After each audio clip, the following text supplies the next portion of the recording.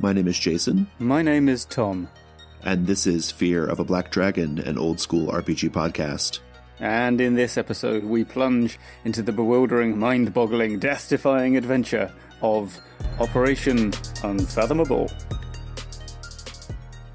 Our first segment is the Basic Crawl. So Operation Unfathomable, which is not easy to say very quickly, is an adventure by Jason Schultes, published by the Hydra Cooperative. This is the same outfit that did Slumbering Ursine Dunes, which we covered a little while back. The book begins with an author introduction where he explains essentially that Operation Unfathomable was a homebrew campaign setting of Zone that he put to paper. A bit about the setting. This book covers a small section of an otherwise vast space called the Underworld.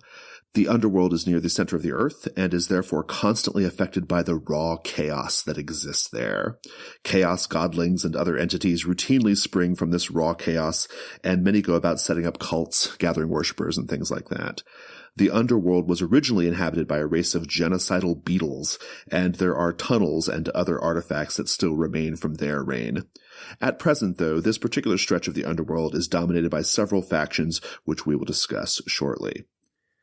After the initial introduction, there's a few more, introductory matters to go over, such as hooks to get the player characters involved in the adventure, DM advice and procedures, the player's map, and some backstory on the adventure. So the particular adventure that the player characters are going on, it's covered at some length in the book. There's like 2 pages of backstory that they strongly urge you to paraphrase and summarize, which is what I'm going to do right now.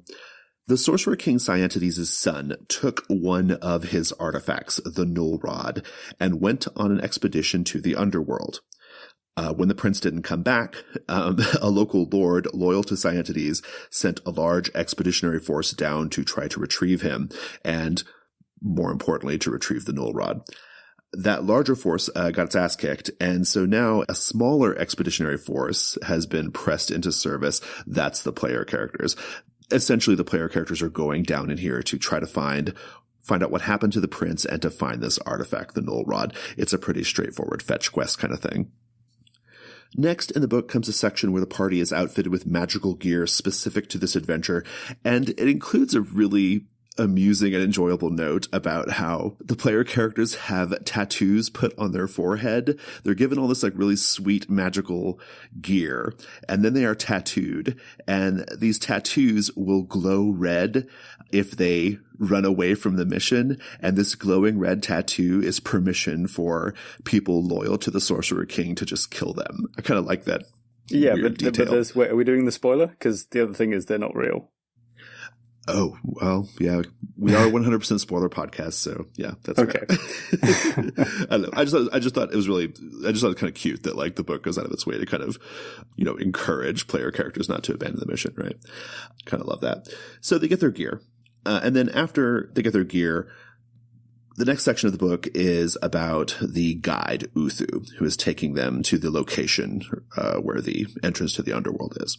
Now, all these preliminary matters are now out of the way, and we reach page 14 that says "Start" in great big letters at the top. That's how you know that's where it starts. This page tells us about the journey to the entrance to the Underworld, as well as the 1,000-foot ladder that takes you down. Tom, take it away. Well, the next section is Conditions in the Underworld. There's about 30 pages where we learn about ambient lighting, ambient chaos, the major factions that are around the region, their relationships, language and communication, matters about the cave systems themselves, so underworld phenomena, competing parties that are knocking about the place, and underworld travelers, as well as wandering horrors. So the regional factions are very important, so let's quickly run through the key players in that one. Most important of all, one might say, Shagath Kar, the Worm Sultan, and his cult, recently wounded in his encounter with surface dwellers. The strange cult of Null, which is made up of fanatics who cut off their own heads and replace the head with an antenna, and the self-serving wizards who function as the priests and take advantage of the decapitated fanatics, and who are not themselves decapitated. Anyway, there's also the Science Fungoids, a race of cute, polite mushroom men dedicated to science, hence the name.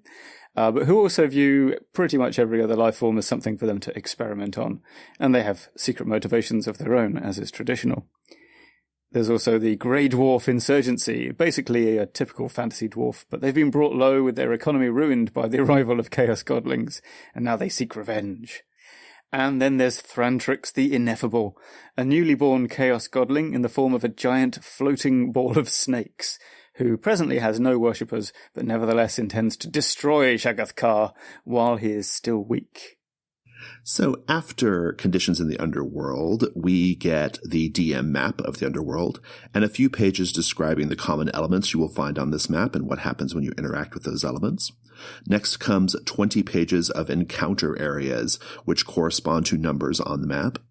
Then we have the appendices, which cover a number of important matters, but importantly include the 10-page bestiary, several pages on equipment and treasure, original spells, and pre-generated characters. So, before we begin going any further, why don't we talk about our experience with Operation Unfathomable? My experience with it is I'm currently running it right now as we speak. I'm in the middle of a 5-session series. I've done 3 sessions, and it's going fabulously so far. I love it. Okay, well, my experience is entirely theoretical because I have read it but have not played it or run it or anything, so it will be mostly down to you, Jason, to provide the actual details of what this thing is like. Yes, I don't mind doing that. Well, so based off your read, Tom, what do you like about it so far?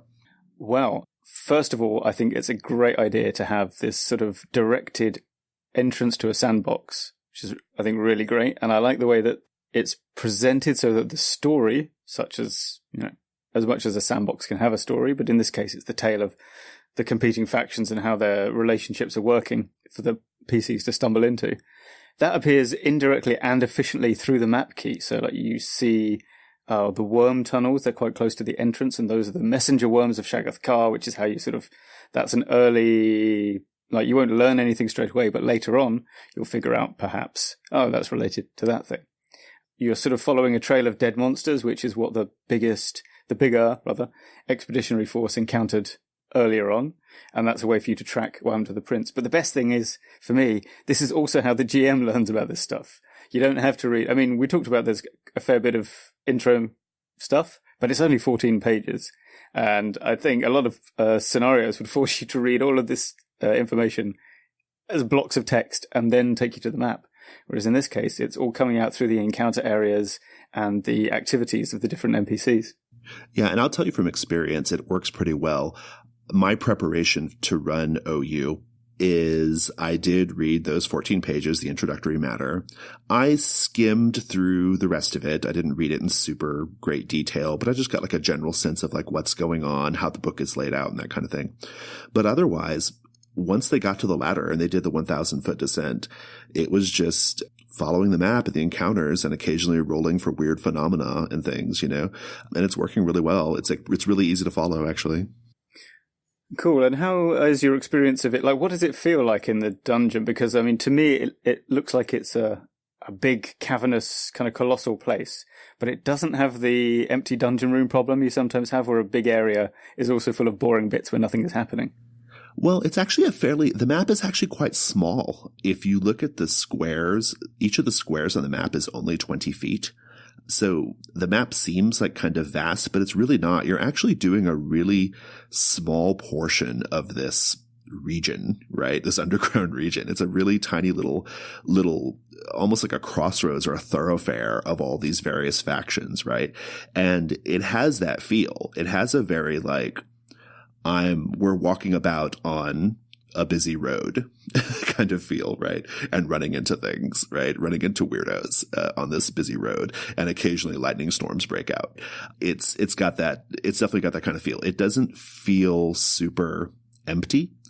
And even though you're underground and it's very strange, you have the ambient blue light and all this other and weird chaos phenomena, it feels full, right? It feels like there's always something going on. It feels like an ecology. It feels vibrant. And that's actually one of the things I really love about the book. The book, and I think this is true of the other Hydra Cooperative books I've seen too, the book goes out of its way to emphasize behavior in the encounters, things that the the NPCs might say, behaviors that the creatures might engage in. Like pretty much every monster that you can encounter has like a table of like what they might be up to when you encounter them, right? And you roll to kind of see like, oh, well, the sort of, they're like these brain bat things, you know, maybe this time when you encounter them, they're just doing a little playful aerial game up in the, you know, up in the roof of the cave. But other times they might be asleep, or they might come down to sniff around to see if you have any, you know, pill bug juice on you or on your weapons or whatever, right? Like the text emphasizes behavior, how things talk, how things sound, how things behave.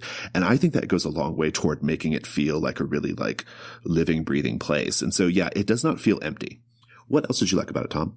Well, it seemed to me as well from a read through that obviously it's not quite the same. I think mythic is not an adjective you'd apply to OU, but it does sort of hook into that idea of the underworld that appears in like really old D&D and has had a bit of a revival in OSR circles recently. That there is a vast, strangely liminal underworld stretching out in mysterious places beneath the earth. And I think the chaos emanating from the center of the earth in this case sort of ties into that. And it has that feel of, in some cases, like, you know, in the Odyssey when, is it the Cimmerians, and he goes to talk to the dead and he has to dig a trench into the earth to get at the idea that if you go into some places, just getting yourself out of the sunlight, that's where the stranger things of other planes of existence or the afterlife exist.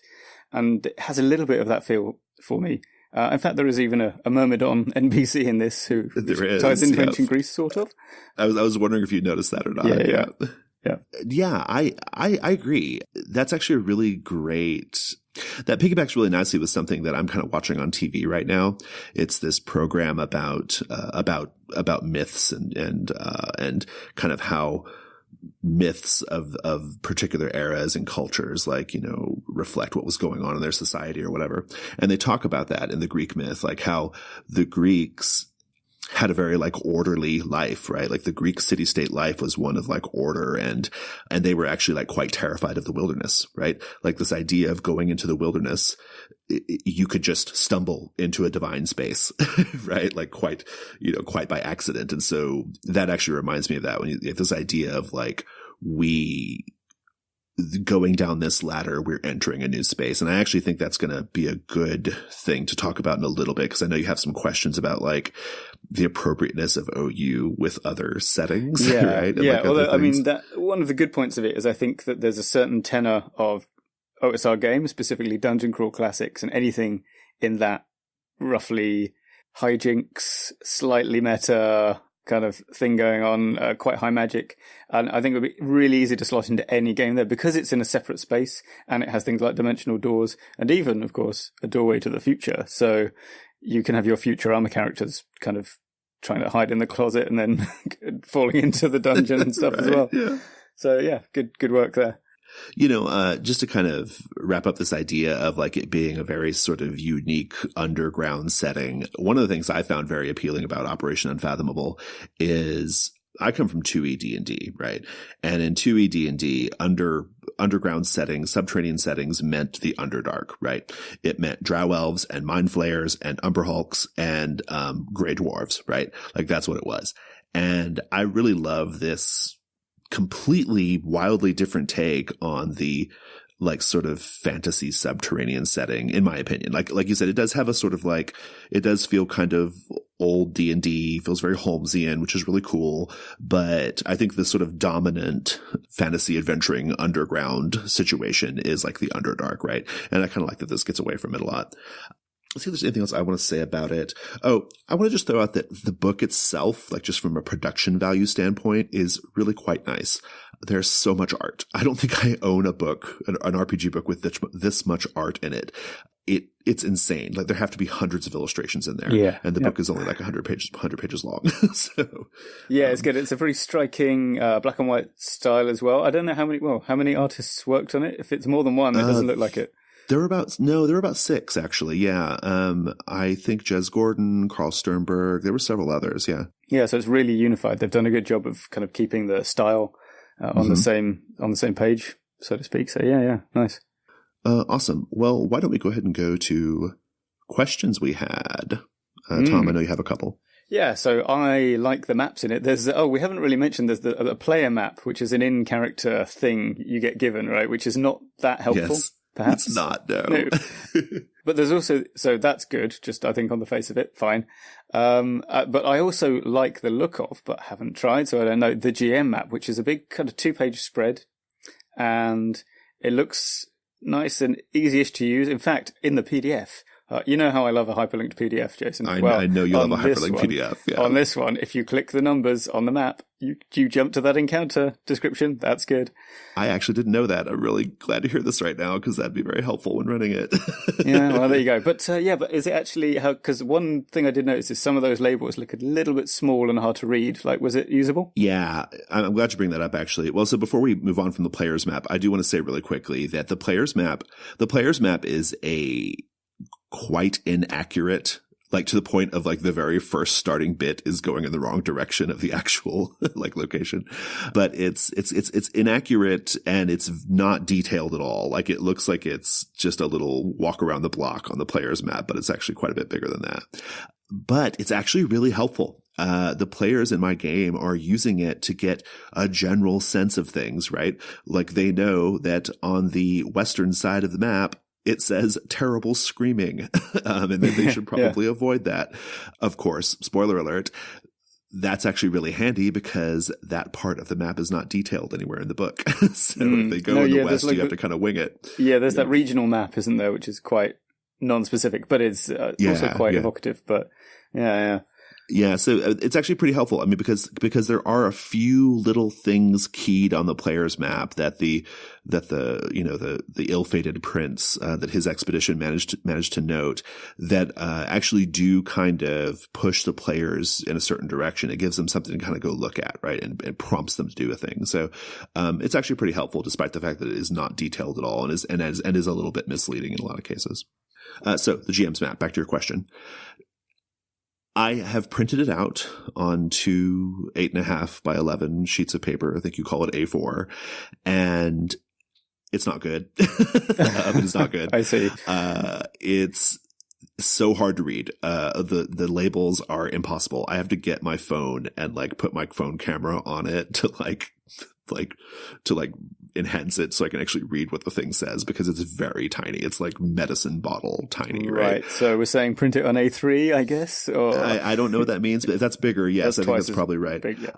You know, so the PDF though is fine. I've been using the PDF and it's A-okay. So that's better because you can zoom in, and I didn't know you could click on the links and take you to the part of the adventure. So that's pretty cool.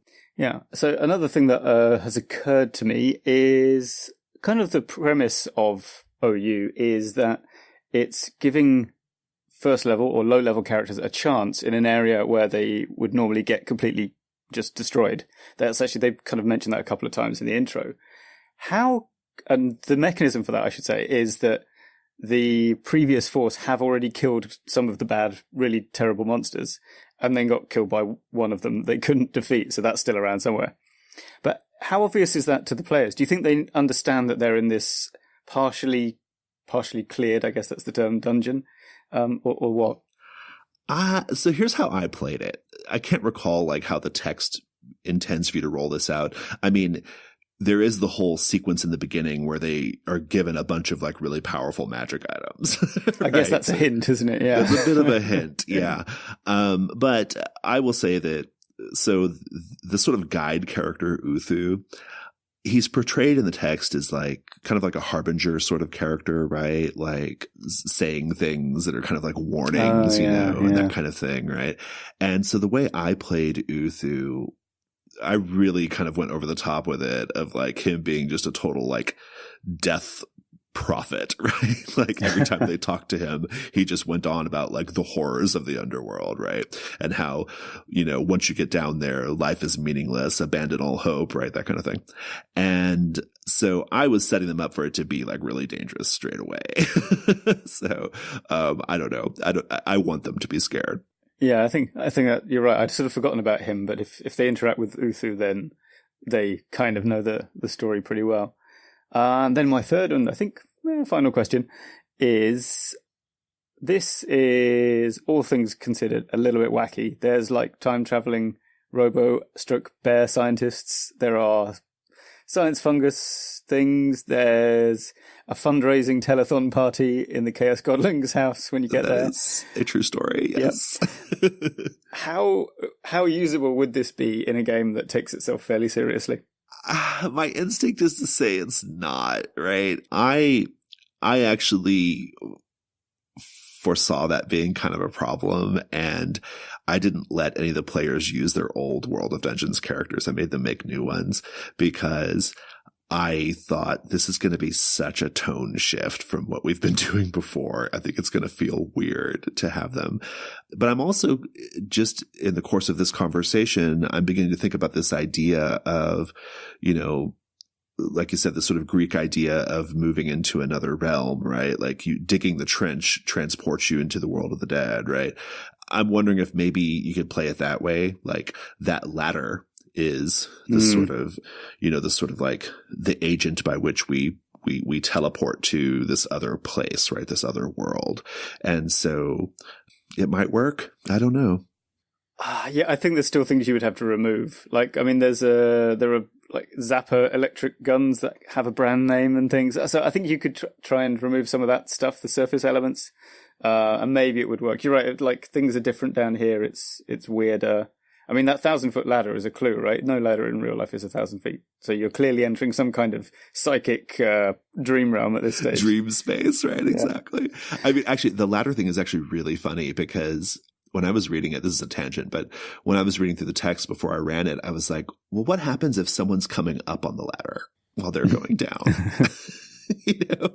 And then, and of course, so when they're going down on the ladder, I asked one of the players, I was like, what do you suppose is the worst thing that could happen right now while you guys are on this ladder?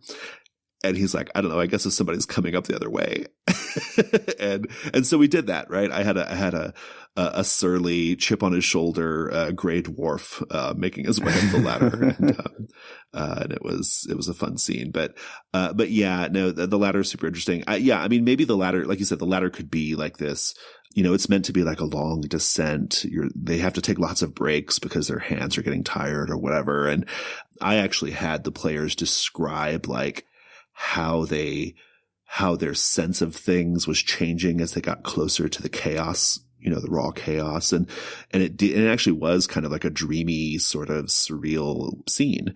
And so, maybe you could play it that way and it would be okay. But yeah, I mean, it's probably not like a huge issue, but I could see it being, if you're playing like a real serious, bloody Lamentations flavored kind of thing, it could be a weird fit. Yeah. So, well, buyer beware on that front, I suppose. All right, let's go to the chain lightning round. Go ahead, Tom, kick us off. 5 words for you, or 4 words, one of which is hyphenated. 2-headed giant ape mummy. Mm-hmm. I'm going to go with the decapitants. These are the null fanatics who remove their own heads and replace them with antenna. I'm particularly loving one of the illustrations of the decapitants where we see that they have a skull hanging off their belt loop. And I immediately thought, oh, that's just their head, but it's just rotted away. Like a Chinese eunuch, allegedly. Yeah, although I've been pronouncing it in my head decapitantes, which I was saying decapitantes also until I watched the Kickstarter video. They say decapitants, so yeah. Shame. I like decapitantes better. So. Yeah, I think it's better. I think they've missed a trick there. All right, my second one: blind antlermen. These are cool. They remind me of Pan's Labyrinth, the scary eye thing. Yes, me too. Yeah. Yep. Yeah. There's some of them at the Chaos Godlings fundraiser party, and I quote, "A huge blind antler man standing motionless with 6 retainers in a semicircle, their antlers growing towards the ceiling in an unprecedented display. No one knows what the hell they are doing." I'm going to go with the science fungoids, who are very fun to play. They're just really enjoyable to portray. They are extremely polite and they look adorable. And in my characterization, they also sound adorable. But they're actually very condescending. And they've created all kinds of terrible weapons, such as these, like a little disintegration death ray thing. So I just like that. I like that juxtaposition. I think the newly born Chaos Godling Thrantrix the Ineffable is pretty great. She's a big hideous bundle of hissing snakes, and she has incomprehensible oracles that are surprisingly relevant to the situation at hand. And I'm going to go with Urks the Impervious. Urks the Impervious is a giant-sized, big, red, furry, cuddly thing. He's described that way in the text as being his fur is very luxuriant and cuddly. I love this character because he is speaking a language that the player characters don't understand. He's wandering around talking out loud about his missing mate, who sadly, tragically died some years ago, but he's just wandering around looking for her. And one of the behaviors that he'll do if you encounter him on the table, it says, squats down, attempts to draw the party in for a cuddle with gentle coos and welcoming hand movements, like trying to befriend a leery dog. I can't wait to have that encounter. Let's go to the Expert Delve. It's the Expert Delve. So for the Expert Delve today, I want to talk about good characterization, embodying these weirdos, right? I'm inspired by the book itself. Like I said earlier, they do go to some trouble to talk about behavior and actually role-playing these creatures. And that's something that a lot of books don't do. And so I think in that spirit, I want to just talk about that as an idea, like good characterization, why you want to aim for it, what are some tips for getting it done. Tom, what are your thoughts generally on embodying characters? I generally think it's a good idea, although there are times when you should not attempt to do it, which is if you know you just can't really get across what you need to, then it's okay to step back and third person it. But generally speaking, you should, to make characters memorable. You know, the players will never remember your NPCs' names, but they will remember, the guy with the lisp or whatever. And the other thing is, it is kind of a way of welcoming the players into the game as well, because by doing, as the GM, some slightly potentially embarrassing performative things like doing gesticulations or making weird eye contact or doing funny-ish voices, you're making yourself a bit vulnerable from your normally inassailable position at the end of the table, behind the DM screen, if that's how you roll. And by being a bit vulnerable, you encourage the players to open up and have more fun and not feel like they're going to be judged for being bad in some way. That's excellent, actually. I think I tapped the table. Let me say that again. That's excellent. Actually, I was going to ask, like, why might we want to do this? Why might this be a good habit or a good sort of skill to foster? Why might we want to be more performative in nature when we're GMing a game? And I think that's a great reason. I mean, I have found that to be the case. I mean, if you go watch any of my YouTube videos or listen to any of our actual play podcasts that I'm on, I go in for characterization. I'm a performative GM. I love to do goofy voices. I love to gurgle and hiss and growl and make strange noises. And I just love to do all that. I occasionally do accents. I'm more of a voice guy than an accent guy. I think there's a difference. But what it does is, like you said, it thins the veil a bit, right? Like, it really does invite the players to also get into it. It invites them to be a little bit more open and giving in their play. And that's what I like about it. You're essentially modeling like really terrific, open, vulnerable play. And I think it's a great reason. Why do you suppose it's important for an adventure like Operation Unfathomable to lean into the performative aspect? I have some thoughts here. Do you? I do a bit. I suspect they're going to be kind of similar. One thing is, I think because there are so many different factions at work that are sort of part of the plot, such as it is, the situation rather. And I think you need to have a thing that's the science fungoids sound like this, the grey humanoids sound like this, the white humanoids, I don't know, presumably because they're related, like one of them will sound, if I'm running it, like they're from the north of England, and the others will sound Scottish because of geographical proximity or something. That kind of thing. You need them to be identifiable easily when you're talking, so nobody gets confused. And like sort of, or someone who sort of briefly checks out for a moment, comes back in and goes, wait, weren't we talking to the troll? So I thought we were, that kind of thing. Right. Yeah. I think that's a great reason, because there are so many factions and so many different, it's a huge culture clash going on here on the, what's it called? The Devil's Back Road, the name of the main thoroughfare. I've completely forgotten. A huge culture clash, right? And so, being able to distinguish them is really good. I also think that I just think that like if you don't make an effort to give voice to these weirdos, the setting is just going to seem kind of weird for weird's sake, you know? Like a really good, or at least a good effort camp characterization, it kind of shows that you are embracing the weirdness of the setting. And in that sense, you're kind of making it a little bit more authentic and accessible. Does that make sense? Am I making sense there? Yeah, I think so. And also the idea of trying to embody the characters more makes them seem, well, they're never going to seem that much more real, let's face it, but a little bit like they aren't just weird for weird's sake. So if you have, you know, there's the science fungoid who's particularly overbearing, and then there's the science fungoid who's a bit nervous, then they seem like they're different people. And that gives you less of a kind of cognitive hurdle to get over, to think about dealing with them as if they're characters that actually matter in the story. Yeah, I mean, you know, I'm thinking about like how I'm going to suggest probably, I don't know, more than half, probably close to 75% of GMs out there, at least based off my experience. What they do is they just kind of describe everything in the third person, and then they talk in their own voice whenever they're talking in character, right? And I think that works okay. That more sort of anodyne approach works well for a more serious toned Tolkien-inspired fantasy, you know? I think that, but for something that's like so gonzo like this and so strange, I think it really wants you want a bit of color in the way you play it, because it's just going to, I don't know, it's a missed opportunity for one thing, right? Like, why are we even doing this?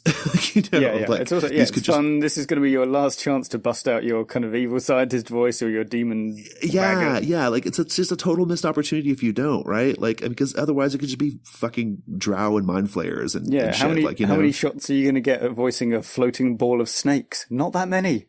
Right, that's constantly commanding you to worship her, right? Like, yeah, it's she was also on my chain lightning round, but I saw you had it, so I didn't love Thrantrix the Ineffable. Okay, so let's talk about tips here. I think there are some really simple things you can do that don't require a huge amount of effort, and I think these are a great start for getting into this style of play. So they are the rule of 3 and then the rule of 1. I have incorporated these rule of 3 and rule of 1 into my personal bigger GMing philosophy of 7-3-1. But the rule of 3 was first articulated by Jared Swordson, I believe. And basically it says that every location, every monster, every encounter, you should provide at least 3 sensory details that help the players sort of understand what they're faced with, right? 3 sensory details is sufficient for the players to then be able to fill in the gaps themselves, right? You give them just enough to kind of hang their imagination on, and they kind of do the rest. Try to focus on, you know, the visual is important, but also don't forget things like how the creature sounds, or based off what it looks like, how it might feel, right? Or if you actually touch it, how it feels. Yeah. How it smells, right? Yeah, because when I'm prepping, I sometimes try to if I remember, I deliberately don't write down what it looks like, because that's the easy bit. I try to put what it sounds like, or what the sort of how cold or hot it is in this area, what it feels like in that sense. Yeah, because it's the difficult one to do on the fly. Yeah, absolutely. I mean, most books, and now this information, these tips are kind of going beyond OU at this point, but a lot of books, they do a pretty good job of saying what a thing looks like, right? Like, you don't usually have to worry about that too much. It's the other stuff, like you said. It's the how it sounds, how it smells, that kind of thing. 3 sensory details are all you need to, like, I mean, it just goes a really long way. It's an easy thing to do, and it goes a long way toward making everything feel a little bit more real at the table. And then the rule of 1 is something that I heard about on the Jank cast, and I don't remember if they called it the rule of 1, but that's what I'm calling it. And the idea here is, think of one thing you can do at the table to embody that character or monster, right? So it can be a nervous tick. It can be a particular speech pattern. Maybe they emphasize a certain word when they talk. Maybe your physical body posture is part of it, right? Maybe you're playing a character who is very who likes to violate your personal space. And so you physically lean in when you speak as that character, right? Just one little thing that you can do at the table that helps kind of like ping to the player, like, oh, this is a different character. This is a new person. And again, the player's brain will do a lot of the work there, right? You don't have to do much, right? You just do that one little thing and then they kind of take care of the rest. So the rule of 3, rule of 1, I think are super handy and pretty easy and accessible things that you can do right now.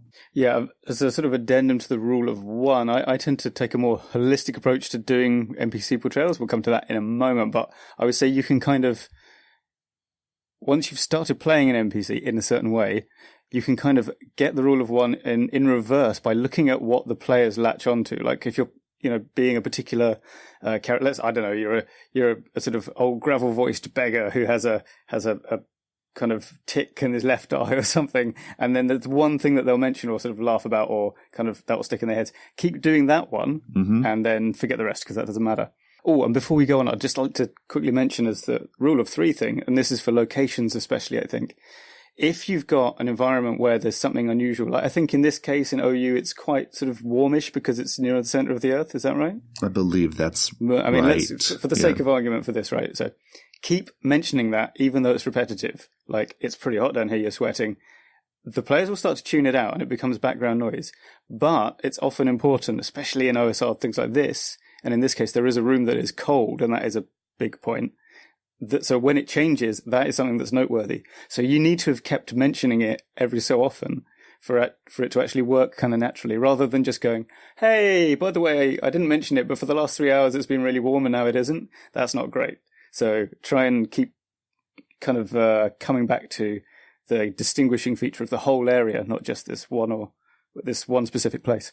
That's a fabulous tip. I've been doing that with the ambient lighting. So the underworld in this adventure it's the walls like glow with a sort of blue light.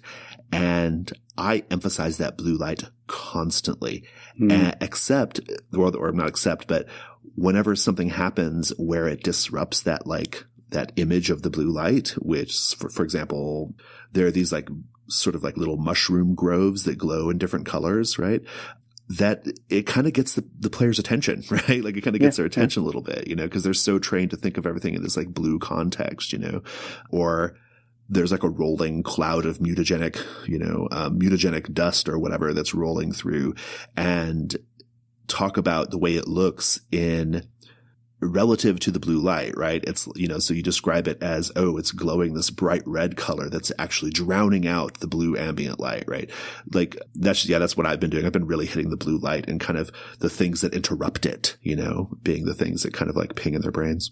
Nice. So I was going to bang on about my NPC thing, which is that I think that bad impressions are good, and to a degree, good impressions of other people are bad. And I will explain what I mean by that. You better unpack that. Yeah.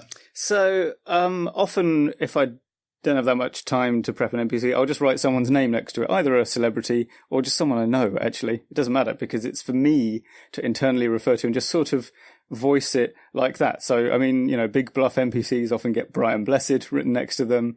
A lot of my sort of quietly competent, especially mysterious rangers, they get Liam Neeson, and so on.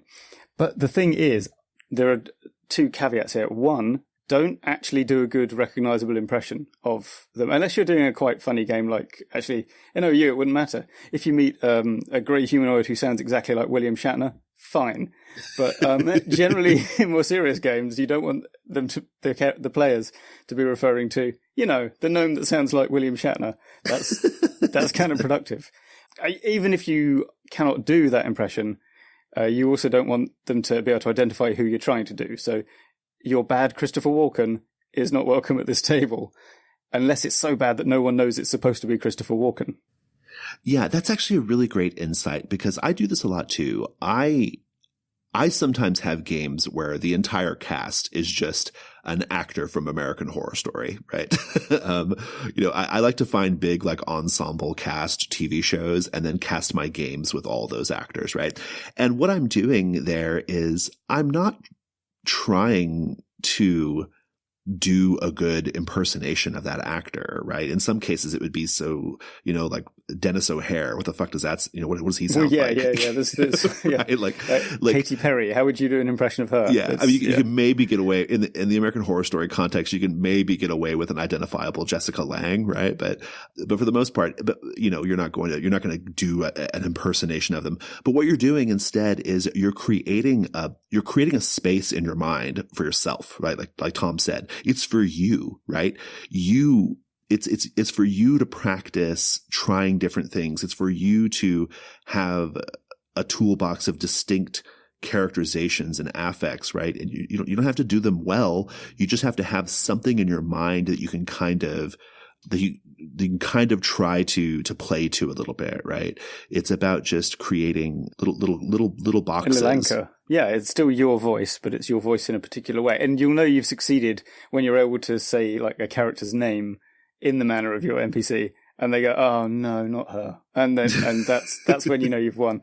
And actually, a final thing I have a quick. Actually, this is kind of a question more than a statement of fact. This is about online gaming, and I think that mannerisms still work online. Like when you're face to face at a table, you can tell if your little acting job is going okay because you've got feedback, but it's really hard to tell going through Google Hangouts if it's working or not, because you have to do weird stuff. Like if you make eye contact with someone, you have to not actually look at their eyes because you have to look at the camera. I think that sort of like gestures and mannerisms work to a degree, but I don't really know. What do you think about that? I don't know. I'm trying to figure out how to answer this without sounding completely arrogant. Because I know I'm good, right? Like, yeah, but it doesn't matter how good you are if you're just in the thumbnail and no one's looking at it. I mean, because like when I do it, I know they're into it because I know they are, and I do sometimes get that confirmation because they're like laughing or like they're off mic and they're like cheering or like they have big expressions on their face or whatever. You can tell, right? You can tell. I don't know. I came to online gaming after having done this face to face for a long time, right? So, I'm not sure. I just trust my way, I guess. Yeah, I think more data is required on that one. Yeah. Yeah, I'm not sure. I mean, there are cues. I mean, you can look at their faces, I suppose. But you're right. This is a separate topic. I feel like it's a bit of a tangent, but yeah, the energy level is different in online play, right? Like it's unavoidable. But on the flip side of that, I actually think that online play helps decrease the sort of social pressure and maybe like the sense of self-doubt or like feeling self-conscious about what you're doing. I think that online play can actually help with that because you're kind of just in your room talking into the computer, right? Yeah, maybe. I mean, I guess as long as it's not being live streamed at the time. Right. Yeah. Lots of caveats on this, I suppose. That's actually a pretty good segue into, I wanted to talk about just kind of, I don't know, like more like bigger picture things or like general approaches to getting into this style of play. Because like I said, most people don't do this, right? They talk in the third person or they describe everything in the third person and then they talk in their own voice in character, right? And that works for in a lot of contexts. In a lot of contexts, that can actually be very effective. I think in a horror context, a very like plain reading, a very plain performance in a horror context can be quite effective if done correctly, right? But I do think that like you do have to kind of be willing to commit to get into this style of play, right? And I want to talk about some of those things, right? So first of all, like, how do we get over the self-consciousness of doing voices and stuff, right? Of being performative, like Tom, I know you're a performative GM as well. Like, how did you get over it, or did you ever have to? Wow, no, I did. I think I'm just thinking. As you started asking that question, I thought I don't have any advice, but I realized I do from the world of music. I mean, it's clear, right? I currently publicly record and then allowed to be let out a frequent podcast about nerdy D&D stuff. So obviously I'm unembarrassable at this point. But before that, especially when I used to be in bands and stuff, playing the guitar and singing, I used to get tremendous stage fright. Like in one of my bands, I actually wrote a song that had an easier riff to play that specifically to be the first song, because whenever we started, I'd be too nervous to play the slightly difficult one that was our actually good song. And that was bad. During that period, one thing I found very helpful was to go outside the venue and listen to Baby I'm a Star by Prince on my earphones. So that's my number one tip. Nice. For nervous people. Yeah. Yes. But then I gradually, you just have to have people coming up to you after gigs and saying that was good and then believing them. That's a difficult part. Believe people when they say things are good. And also realize that everyone is on the same side as you. There is an episode of The Simpsons where Lisa has a dream about being in the second best band in the world, like with Art Garfunkel and, I don't know, Stills out of Crosby, Stills and Nash, someone like that. And she says, why would they come to our gig just to boo us? And that is the thing. Nobody is coming to this role-playing game just to boo you. Everybody wants you to be good. They're going to forgive your missteps such as they are. I mean, this isn't even a kind of qualitative assessment you can really make. So you've got to kind of believe that everyone is there for the same reason as you. And yeah, you'll sometimes meet someone who's kind of a tool and doesn't appear to be there to help you out. But that's, that's rare though. That's pretty rare. Yeah. No, that's a great insight. And that's basically what my answer is. Everyone who showed up to play with you, they're on your side, right? They are on your side.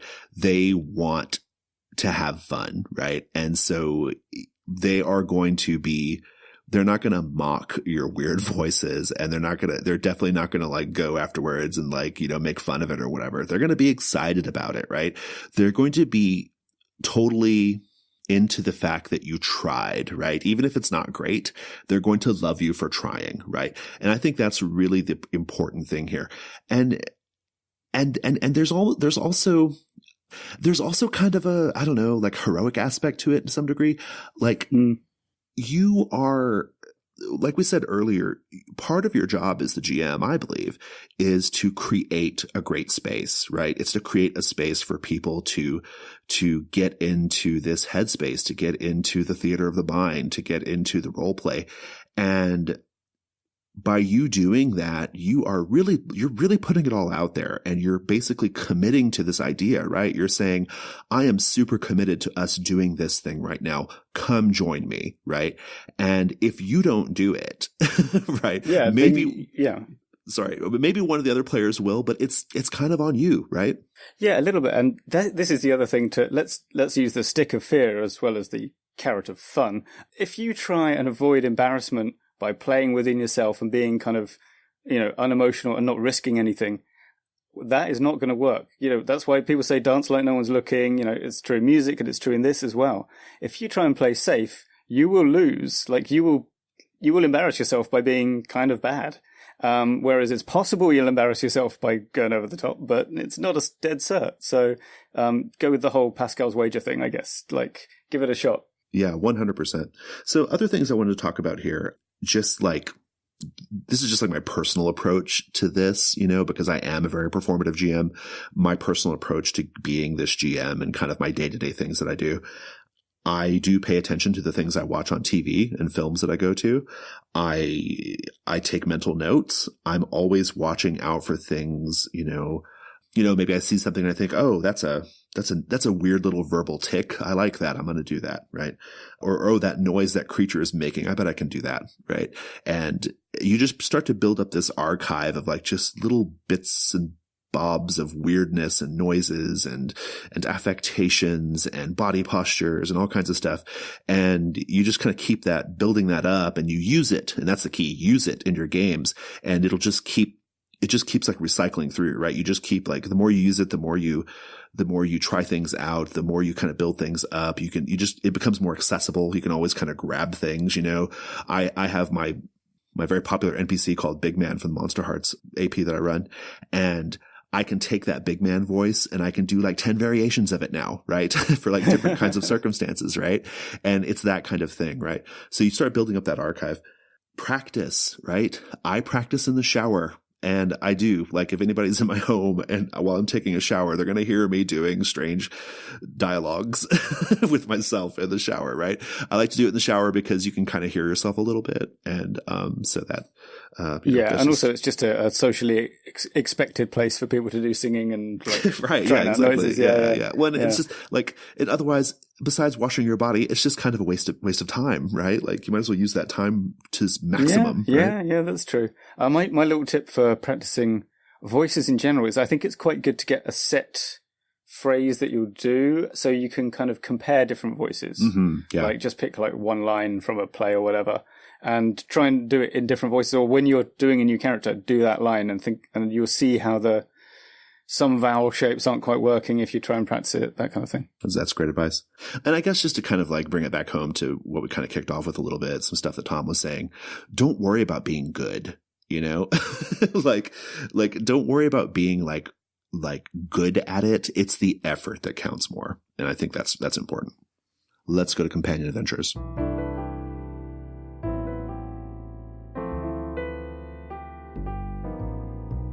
Hi listeners, I want to tell you about the newest issue of Codex, Codex Love 2.